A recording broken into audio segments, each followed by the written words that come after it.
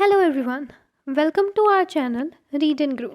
तो आज की जो वीडियो है वो है सल्फ़र की पर्टिकुलर्स सिम्टम्स के ऊपर। ठीक है, इसकी ऑलरेडी मैंने एक वीडियो बनाई हुई है जिसके अंदर हमने सल्फ़र के गाइडिंग सिम्टम्स डिस्कस करे हैं और ये सेकंड पार्ट है जिसके अंदर हम इसके पर्टिकुलर्स को डिस्कस करेंगे। So let's get started. So इसके अंदर क्या होता है कि जो सबसे पहले तो हमें एलिमेंट्स के बारे में पता होना चाहिए। ठीक है, एलिमेंट्स मतलब कि वो वाले कॉजेज़ जिनकी वजह से और प्रॉब्लम्स पेशेंट में होती हैं। सल्फ़र के पेशेंट में किन किन चीज़ों से प्रॉब्लम्स अराइज होती हैं। सो एलिमेंट्स इसके अंदर दे रखे हैं जैसे कि अल्कोहल। ठीक है, अल्कोहल पीने से उसकी कंप्लेंट्स अराइज होंगी।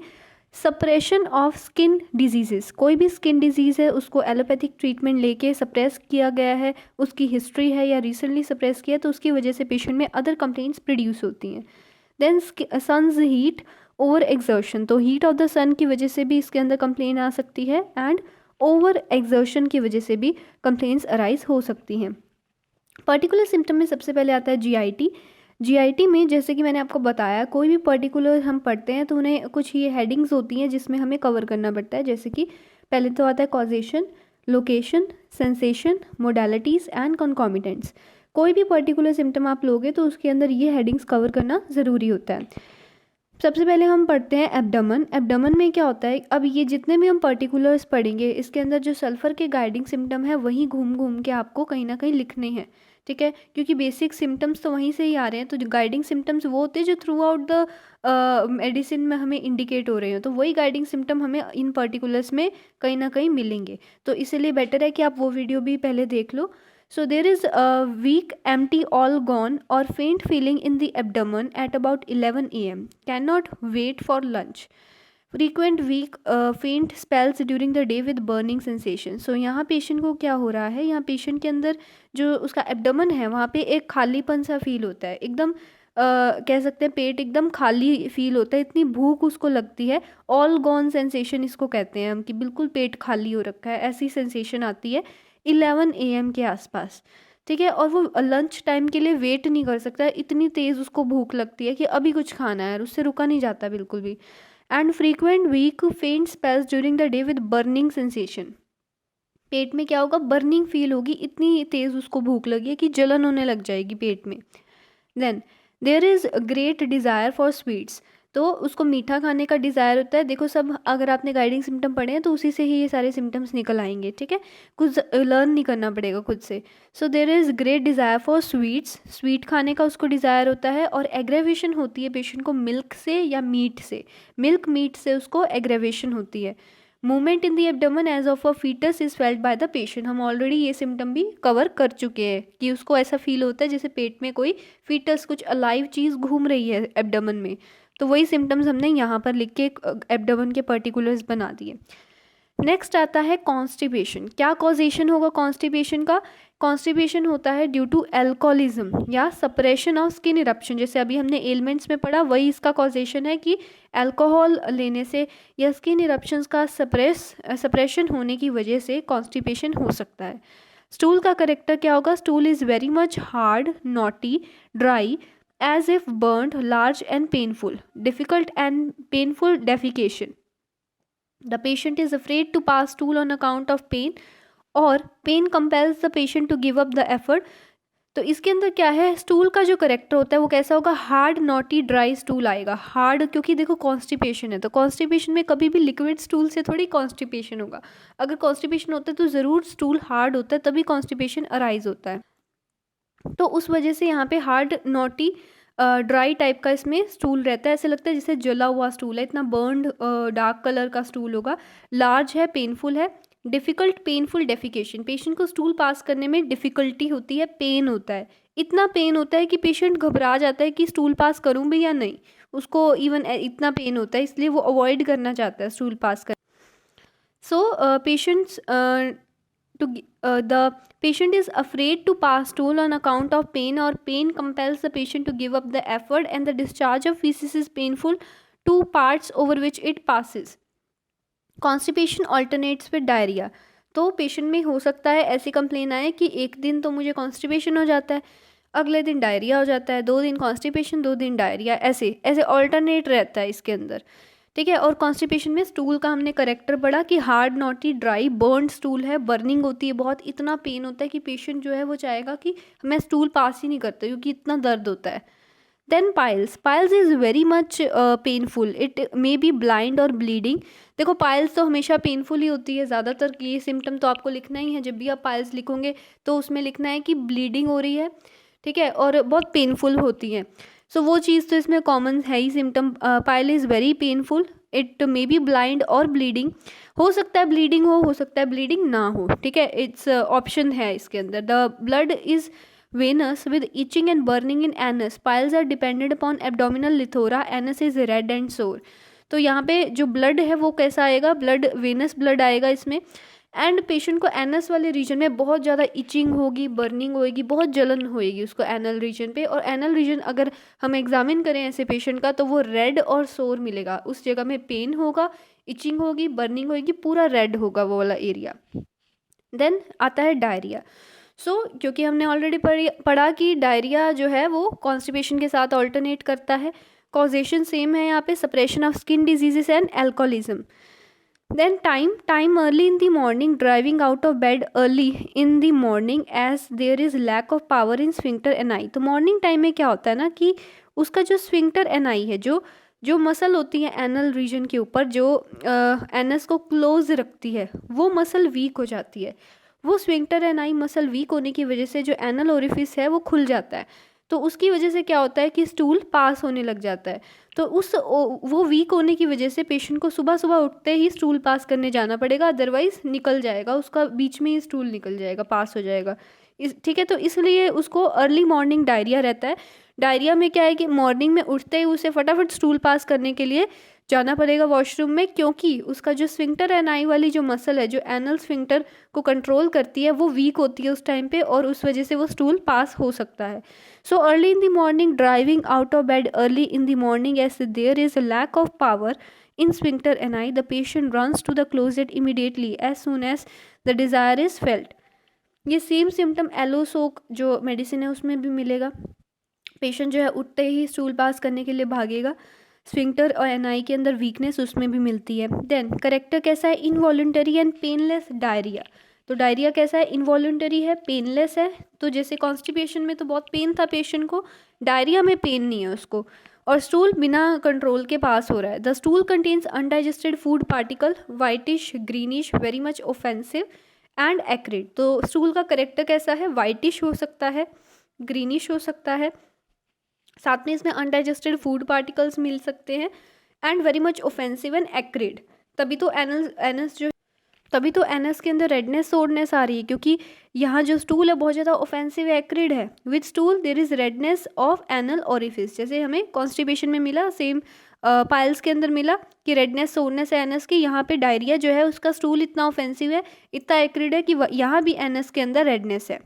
एग्रावेशन होती है अर्ली मॉर्निंग में, कॉन्कॉमिटेंट्स है डायरिया ऑल्टरनेट्स विद कॉन्स्टिपेशन। ठीक है, डायरिया जो है वो कॉन्स्टिपेशन के साथ ऑल्टरनेट करेगा। नेक्स्ट आता है रेस्पिरेटरी सिम्टम। निमोनिया का कॉजेशन क्या होता है, due to suppression of skin diseases. Pneumonia क्यों होता है, due to suppression of skin diseases, stage in delayed resolution. ठीक है, तो यहाँ पे भी कॉजेशन वही रह रहा है, स्किन डिजीजेस ही रह रहा है। और ये हम कब देंगे, निमोनिया के लिए बहुत सारी मेडिसिन है हमारे पास। ठीक है, एक जैसे एंटीमोनियम टार्ट है, ब्राइनिया है, और भी हमारे पास बहुत सारी मेडिसिन होती है जो निमोनिया के लिए स्पेसिफिकली दी जाती है। तो वो मेडिसिन से हम सल्फ़र को कैसे डिफ्रेंशिएट करें कि इसको कब देना है निमोनिया में और उन मेडिसिन को कब देना है। सल्फ़र तब देंगे हम जब रेजोल्यूशन की जो स्टेज है, जैसे निमोनिया अगर पढ़ा हो आपने तो उसमें 4 स्टेजेस आती है। ठीक है, जो red hepatization, grey hepatization, resolution. तो जो रेजोल्यूशन जो लास्ट की स्टेज होती है, अगर वो डिले हो रही है, बार बार डिले हो रही है रेजोल्यूशन की स्टेज, तो उसमें ये सल्फ़र बहुत अच्छा काम करती है। सो लोकेशन क्या होती है, जैसे हमने पढ़ा था कॉजेशन, लोकेशन, सेंसेशन, उस हिसाब से हमें हर एक पर्टिकुलर को करना है। तो यहाँ लोकेशन होती है upper left lobe of the lung. ठीक है, तो जो लेफ्ट लंग जो होता है उसका जो अपर लोब है वो इफेक्टेड होगा इसके अंदर। Sensation, chest feels heavy with operation and burning sensation in the chest. Chest के अंदर बहुत बर्निंग होती है, हैवीनेस फील होती है। करेक्टर ऑफ कफ क्या है, लूज कफ है, रैटलिंग ऑफ म्यूकस मिलेगा। यहाँ पे कोई ड्राई कफ नहीं है, इसके अंदर लूज कफ है। एकोनाइट में ड्राई कफ होती है, इसके अंदर लूज कफ है, यहाँ रैटलिंग मिलती है, म्यूकस जो है उसकी रैटलिंग सुनाई देती है। देन करेक्टर ऑफ स्पूटा ग्रीनिश होगा, पुरुलेंट होगा, स्वीटिश हो सकता है, एक्सपेक्टोरेशन। तो ऑब्वियसली बात है स्पूटम तो निकलता ही है जब भी निमोनिया होगा, निमोनिया के अंदर तो बहुत ज़्यादा जो है एक्सपेक्टोरेशन निकलता है, तो ग्रीनिश पुरुलेंट स्वीटिश टाइप का एक्सपेक्टोरेशन हो सकता है। पेन का करेक्टर क्या है, स्टिचिंग टाइप का पेन होगा चेस्ट में, shooting through the back, chest से पेन है स्टिचिंग टाइप का जो कि बैक की तरफ जा रहा है। ओके, सो लोकेशन क्या थी, ओवर द लेफ्ट लंग का जो अपर लोब है वहाँ पे। देन सेंसेशन कैसी आ रही है, हैवीनेस की, बर्निंग सेंसेशन आ रही है। करेक्टर ऑफ कफ कैसा है, लूज कफ है, रैटलिंग कफ है, ठीक है। देन स्पूटम कैसा है, ग्रीनिश है, पुरुलेंट है, स्वीटिश है। पेन का करेक्टर है स्टिचिंग टाइप ऑफ पेन है। नेक्स्ट इसके अंदर आता है कि पेशेंट को और क्या सिम्टम आ रहे हैं निमोनिया के साथ। So dyspnoea in the middle of night with difficult respiration, wants windows open. Patient को रात के टाइम पे उसको डिज्निया फील होता है, सफोकेशन फील होती है, और इतनी सफोकेशन है जिसकी वजह से उसको सांस लेने में दिक्कत हो रही है, और वो क्या करेगा, वो कहेगा कि विंडोज़ वगैरह खोलो ताकि मैं अच्छे से सांस ले सकूँ। अब बात आती है मोडालिटीज़ की। सो एग्रावेशन, क्योंकि देखो नाइट टाइम में उसको डिज्निया हो रहा है तो एग्रावेशन भी नाइट टाइम में हो रहा है, ठीक है। और लेटने से हो रहा है, लाइंग ऑन बैक, उससे एग्रावेशन है। Ambulation bye lying on the right side. क्यों राइट साइड, क्योंकि लेफ्ट के अंदर तो निमोनिया हो रखा है, लेफ्ट साइड के अंदर तो हम प्रेफर मतलब हमें देखा कि ज़्यादातर निमोनिया लेफ्ट लंग को इफेक्ट करेगा, तो राइट साइड पे लाई करने से पेशेंट को थोड़ा रिलीफ मिलता है। Then sulfur should be thought of in a late stage of pneumonia when carefully selected remedies fail to produce a favorable effect। तो वही जैसे हमने बोला कि जब रेजोल्यूशन डिले हो रहा हो, रेजोल्यूशन की स्टेज जो है वो नहीं उसके ऊपर कोई मेडिसिन एक्ट करी, वो डिले हो ही जा रहा है निमोनिया का स्टेज, तो इसके अंदर हम सल्फर देंगे तो बहुत अच्छा काम करती है। नेक्स्ट हमारा आता है इसमें फीमेल सिम्टम्स। फीमेल्स के अंदर क्या आएगा, menses. So in dysmenorrhoea and menorrhagia. Dysmenorrhoea मतलब क्या होता है कि इरेगुलर मेंसेस, ठीक है, विद पेन। और मेनोरेजिया जो होता है उसके अंदर क्या है, हैवी ब्लीडिंग होती है। सो डिसमेनोरिया में क्या होता है, पेशेंट को मेंसेस के साथ साथ उसको बहुत ज़्यादा पेन होगा, क्रैम्प होंगे, इरेगुलर ब्लीडिंग होगी। मेनोरेजिया के अंदर हैवी ब्लीडिंग होती है। टाइम क्या है, टू लेट। इसके अंदर सल्फर के पेशेंट में क्या होगा, time will be too late. And duration is short, scanty, sometimes it is profuse. कभी स्कैंटी होगा, कभी हो सकता है ज़्यादा फ्लो हो जाए। Then character of blood, very much black, thick black, dark acrid, wherever it touches it makes the part sore. तो यहाँ पे एक्रिडिटी बहुत मिल रही है डिस्चार्जेस में। हमने स्टूल भी पढ़ा था, स्टूल भी बहुत एक्रिड था, जिस जगह को टच करा था वहाँ सोरनेस, इचिंग, बर्निंग कर रहा था, एनल रीजन में रेडनेस करता है। सिमिलरली यहाँ मेंस्ट्रुअल डिस्चार्ज जो है, जो ब्लड है वो भी बहुत ज़्यादा एक्रिड है, ब्लैक है, डार्क कलर का है। इसमें कॉन्कॉमिटेंट्स में क्या है कि menses is preceded by headache, if suddenly stopped with menses there is fullness with bearing down in pelvis towards genital, this pressing down is felt more acutely when she stands up. यहाँ पे patient के अंदर क्या आएगा, पहले उसको आएगा headache होगा, ठीक है। हेडेक आने के बाद में उसको मेंस्ट्रुएशन स्टार्ट होगी, तो उसको पहले ही पता लग जाएगा कि भाई हेडेक हो रहा है बहुत ज़ोर से, तो मतलब मेंसेस आने वाले हैं। देन इसके अंदर एक और बियरिंग डाउन सेंसेशन आप कॉन्कॉमिटेंट्स में ऐड कर सकते हो। ओके, सो बाकी मेंसेस वाला ये सिम्टम कंप्लीट हो जाएंगे। कॉन्कॉमिटेंट्स में अलग से हम लिख सकते हैं कि इसमें बियरिंग डाउन सेंसेशन भी बहुत होती है पेशेंट को। Then skin symptoms, skin sulphur के बहुत इंपॉर्टेंट है। आपको कुछ ना आता हो सल्फर का, आपको स्किन आनी चाहिए। क्यों, क्योंकि ये स्किन के लिए बहुत इंपॉर्टेंट रेमेडी है। स्किन इसका कंपैरिजन में आता है, ठीक है। So sulphur is indicated in all sorts of skin eruption, vesicular, pustular, especially in skin affection that have been treated by medicated soaps, washes, suppressed by ointment and local medication। तो ये skin eruptions, चाहे किसी भी type के skin eruptions हो, सबके अंदर आप सल्फर दे सकते हो, ठीक है। स्पेशली इसके अंदर एक हम इंडिकेशन जो देते हैं, वो कॉजेशन जो हम लिखते हैं स्किन डिजीज़ की, वो ये होती है कि पेशेंट ने बहुत ज़्यादा एलोपैथिक ट्रीटमेंट लिया है, एलोपैथिक मेडिसिन्स या सोप्स, ऐसे तरह तरह के जो मेडिकेटेड सोप्स आते हैं, वॉशेस होते हैं, उसको बहुत ज़्यादा यूज़ किया है, तो उसकी वजह से उनका यूज़ करके उसने स्किन इरप्शंस को सप्रेस करने की कोशिश करी है। ना कि सिर्फ सोप्स, उसके अलावा उसने कई ऑइंटमेंट्स यूज़ किए हैं, कई मेडिकेशंस का यूज़ किया है ताकि उसकी जो स्किन इरप्शंस है वो सप्रेस हो जाए, वो गायब हो जाए। उन्हें सप्रेस करने का बहुत कोशिश करी गई होती है। उसके बाद हमारे पास अगर जैसे स्किन इरप्शन सप्रेस्ड करके कोई पेशेंट आता है, ये हिस्ट्री अगर हमें वो देता है, तो हम सल्फ़र की ओर सोच सकते हैं कि ये पेशेंट सल्फ़र मेडिसिन के लिए ठीक है। देन इसमें कैसा होगा patient, dirty filthy look of the skin with filthy odour. तो इसमें कैसा पेशेंट है, गंदा सा दिखने में, मतलब नॉट लिटरली गंदा, स्किन का जैसे हम एग्जामिनेशन करते हैं ना, तो हम स्किन हमें थोड़ी सी डर्टी लगेगी, थोड़ी फिल्दी लगेगी स्किन, ठीक है। उसमें थोड़े फिल्दी ऑर्डर होगा, डिस्चार्ज थोड़ा सा ऑर्डर वाला होगा, ठीक है। Then the skin is very much sensitive to atmospheric changes. तो पेशेंट बोलेगा कि मेरे तो जरा सा मौसम का चेंज आता है तो मेरे को तो ये स्किन में ये इरप्शंस होने स्टार्ट हो जाते हैं। तो पेशेंट बहुत ज़्यादा एटमोस्फेरिक चेंजेस से अफेक्ट होती है उसकी स्किन। Patient does not like to be washed और बाथ, उसे नहीं पसंद कि वो ज़्यादा नहाना वगैरह पसंद नहीं करेगा, इसलिए नहीं कि उसको वैसे ही नहीं पसंद, इसलिए क्योंकि उसकी स्किन में इरप्शंस हो रखे हैं, तो पानी डलता है, उसको ईचिंग होती है, प्रॉब्लम होती है, उसकी एग्रेवेशन होती है वॉशिंग वगैरह से, तो वो अवॉइड करना चाहता है कि वो पार्ट को ना धोया जाए। देयर इज सीवियर इचिंग, ठीक है, वोलप्टस इचिंग गोज ऑन स्क्रैचिंग। उस पर जो भी इरप्शंस होंगे वहाँ पे बहुत ज़्यादा इचिंग मिलती है, इतनी इचिंग होती है, पर्सन स्क्रैच करते रहने की कोशिश करता है कि बार बार मैं उसको खुजलाता रहूँ, उसको एक बार के लिए अच्छा फील होता है स्क्रैच करने से, it feels good to scratch, but scratching is followed by severe burning, rawness, soreness of the part. तो ये बहुत इंपॉर्टेंट सिम्टम है सल्फर का कि इसके अंदर पर्सन में बहुत ज़्यादा इचिंग होती है, ठीक है। इचिंग होने के साथ साथ पेशेंट उस पर जब इचिंग करता है, स्क्रैचिंग करता है, तो स्क्रैचिंग करने से एक बार के लिए तो रिलीफ मिलेगा, लेकिन उसके बाद उसको बहुत ज़्यादा बर्निंग होगी, रेडनेस होगी, सोरनेस हो जाएगी उस पार्ट की।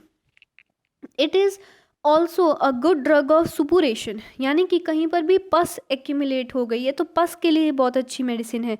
जहाँ छोटी सी इंजरी के अंदर भी पस एक्यूमुलेट हो जाए वहाँ ये अच्छा काम करती है। तो यानी कि हम इसे बॉयल्स में, एब्सेस, कार्बंकल, इन कंडीशंस में भी दे सकते हैं। इसके अलावा एक बहुत अच्छी मेडिसिन जो सुपरेशन के लिए होती है वो है हिपर सल्फ। हिपर सल्फ का तो यही इंपॉर्टेंट चीज़ होती है कि सुपरेशन जहाँ पर भी हो रही हो वहाँ पे हम उसे दे सकते हैं। तो इसके साथ इसका कंपैरिजन भी पूछ लेते हैं। There are boils and abscess specially in the summer season, ठीक है। समर सीजन में जहाँ पर बॉयल्स हो जाए, the boils come in crops और a single boil is succeeded by another. या तो काफ़ी सारे बॉयल्स हो जाएंगे एक जगह पे, या फिर एक बार एक बॉयल हुआ और उसके बाद दूसरा, वो ठीक हुआ तो दूसरा हो गया, उसके बाद आगे हो गया, तो आगे से आगे होते रहेंगे, चेन ऑफ इरप्शंस हो जाता है। Suppression of skin diseases causes diarrhoea. तो ये तो हमने कितनी बार कॉजेशन पढ़ा है कि हर एक प्रॉब्लम के अंदर स्किन इरप्शंस का सप्रेशन मिला है। इवन स्किन इरप्शंस जो हम स्किन सिम्टम पढ़ रहे हैं इसमें भी कॉजेशन यही है कि ऑइंटमेंट्स या सोप्स का यूज़ किया गया है इन इरप्शंस को सप्रेस करने के लिए। सो ये एक इम्पॉर्टेंट है कि इसके साथ डायरिया भी हो सकता है, कॉन्स्टिपेशन भी हो सकता है। एग्रेवेशन होती है bye washing, covering at night, warmth of bed. तो तभी उसे वॉशिंग नहीं पसंद क्योंकि उसके एग्रेवेशन हो रही है, वो बाथिंग अवॉइड करता है। एम्लेरेशन है ओपन एयर में अनकवरिंग से, by putting the feet out of bed. Then इसका जो बेबी है, बेबी के जो भी सिम्टम लिखने होते हैं ना, वो जब भी अगर आपको पूरी मेडिसिन आती है तो आप बेबी को भी उसके सिम्टम भी आप लिख सकते हो, क्योंकि उसके अंदर सबसे पहले हमें लिखना होता है मेडिसिन का कॉन्स्टिट्यूशन। जो भी जैसे सल्फर का जो कॉन्स्टिट्यूशन हमने पढ़ा है वो हम सबसे पहले लिखेंगे बेबी के कॉन्स्टिट्यूशन में। नेक्स्ट हमें उसके मेंटल्स और फिजिकल जो भी हमने सिम्टम्स, गाइडिंग सिम्टम पढ़े हैं वो लिखने हैं। देन उसके बाद अगर आप जैसे स्किन ऐड करना चाहते हो तो वो ऐड कर सकते हो, हेडेक है तो हेडेक ऐड कर सकते हो। सो उस हिसाब से आप खुद से ही बना सकते हो। तो इसमें छोटा सा ही दे रखा है, लेकिन हम खुद से अगर आपको मेडिसिन पता है तो आप बेबी भी उसका लिख सकते हो। So sulphur is specially suited to psoric scrofulous babies who are emaciated and pot bellied, dirty filthy look of the body yet can not bear to be wash और बाथ। ये सिम्टम हम पहले ही बहुत बार पढ़ चुके हैं कि उसमें ये सैक्रिफिलस सोरिक पेशेंट होंगे, इमेशिएटेड होते हैं, पॉट बेलाइड होते हैं, डर्टी फिल्दी लुक होता है स्किन का, वॉश नहीं करना चाहते बॉडी पार्ट को, These type of babies suffer from morning diarrhea which is painless and involuntary acrid causes redness of the anal orifice. वही symptoms सारे repeat हो रहे हैं, मैं इसको ज़्यादा explain नहीं करूँगी. There is itching and soreness and boils which come in crops or a single boil is succeeded by another as soon as the first one is healed. The babies are prone to have worm infestation with intense craving for sweets. ठीक है. The child cries before stool. Then aggravation, इसमें जो modalities देख लेते हैं हम. General modality sulphur की aggravation होती है स्टैंडिंग. ठीक है. Standing is the worst position. At rest, then warmth of bed, washing, bathing from alcoholic stimulants, changeable weather और स्किन इरप्शन के सपरेशन से भी कॉजेशंस होती हैं. देन एम्यूलेशन होती है dry warm weather and lying on right side. So thank you so much for watching. Please like, share, subscribe. Thank you.